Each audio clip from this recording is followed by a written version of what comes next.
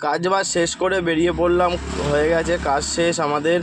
এখন আমরা কালীঘাট টপকাচ্ছি, এরপর চালাতে চালাতে চলে এলাম রাসবিহারি থেকে ডান দিক মারবো, মেরে দেশপ্রিয় পার্ক হয়ে যাব ঢাকুরিয়া স্টেশন। আফতাবদাকে নামাতে হবে ওখানে স্টেশনে। আফতাবদা যাবে মথুরাপুর বাড়ি, আর আমি আমার বাড়ির দিকে রওনা দেব। এখন চলে এসেছি দেশপ্রিয় পার্কের 4 রাস্তা মোড়ের সিগন্যাল। এই হচ্ছে আমাদের আফতাবদা, হাসছে দেখো ভিডিও করছি বলে। যাচ্ছি আমরা এখন ঢাকুরিয়া স্টেশন, চলো। দুজন মিলে গল্প করতে করতে চলে এলাম ঢাকুরিয়া স্টেশন ঢুকছি এখন। রেলগেট খোলাই আছে, পার হয়ে যাব। এই হচ্ছে আফতাবদা আমার পাশে বসে আছে।